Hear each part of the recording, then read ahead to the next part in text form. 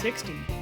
So today I took a blade and went over every square inch of the glass that I could reach. There was a few snails in my way and there was a few anemones in my way, but I feel like I got the majority of the surfaces clean and the anemones are popping with color. They always look best when the glass is pristine.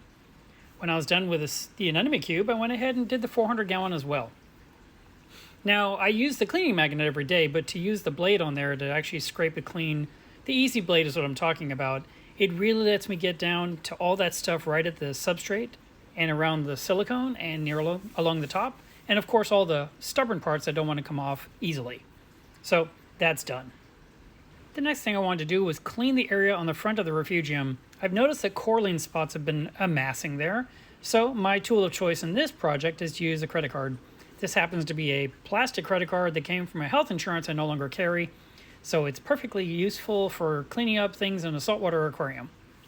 So I chip away at this and remove as much as I can. And actually, whenever I'm done doing this entire project, as I work my way up and down the entire piece of acrylic and across the full width, all the plants kind of had this nice tiered look to them to where I can appreciate the leaves far more than when I look at the caulerpa normally, because usually it's just a bunch of stuff pointing straight to the top. The reason I use the credit card is because I'm working against an acrylic wall of the sump. If this was made of glass, I could use the easy blade as well and quickly chisel all this away. But that's not quite what I got going on here. So I have to just work my way across, and this took whatever, 6 or 8 minutes to do the front of the entire refugium.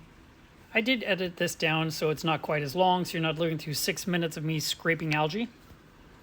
But I did want to mention that as I was doing this, that I wasn't bothered at all by the bristleworms. Sometimes they're in the plants and they will go ahead and get me, but in this situation they were not out yet because it wasn't feeding time.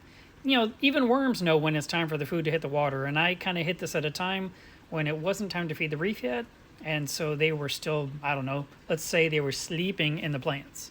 The refugium is 48 inches long, it's 8 inches wide, and it's about 12 inches tall, and it's filled with feather caulerpa. Just over 2 years ago, I replaced the old sump with the one you're looking at now. And one of the things I did differently was I had the refugium stop short of the other end of the sump so I could actually see a little bit of the return zone to see what the water level was and to actually put cooling fans to blow down on the water when necessary. So I'm actually reaching that part of the sump, and it was a little slimy on the front too. Remember in the last diary, I showed you how I cleaned the back wall of the sump in the skimmer zone. Well, now I'm doing the front little section there that I can reach through the hole where the 120 millimeter fan fits. So this way I can look through the front and see nice clean stuff and not weird film and tube worm tubes and other things like that. Once I finished that, I went ahead and wiped down the front edge of the sump where dust seems to accumulate, probably from the work I do in the living room. So I had to wipe all that down, and then I polish it with a clean cloth and make it look nice and shiny. And then I lower the light back down into place where it belongs.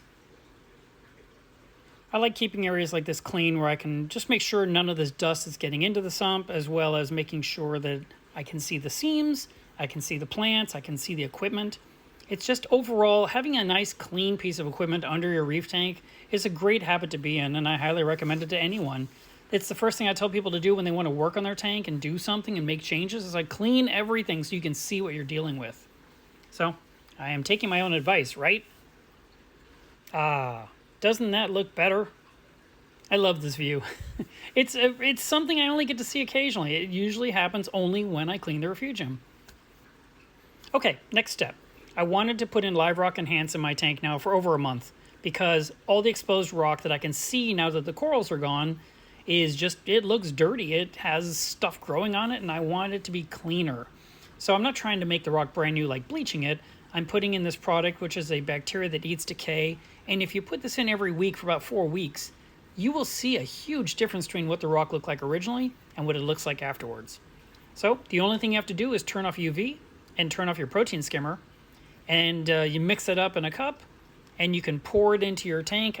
Actually, one of the recommendations is to mix it up in a cup and stir it every 10 minutes, and after about 30 minutes, pour it in the tank. But I've actually literally put just the bare powder right into my tank before in the past, and it just floated everywhere, and it rained down into the reef, and the fish were eating it.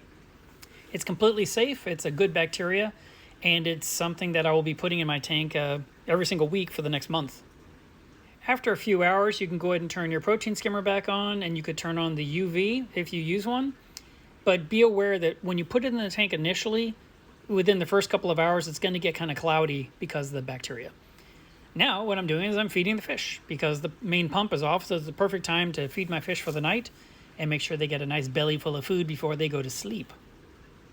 I hope you enjoyed this video. Please comment below, like the video, subscribe if you're not, and we'll have another Reef Diary tomorrow. Bye, guys.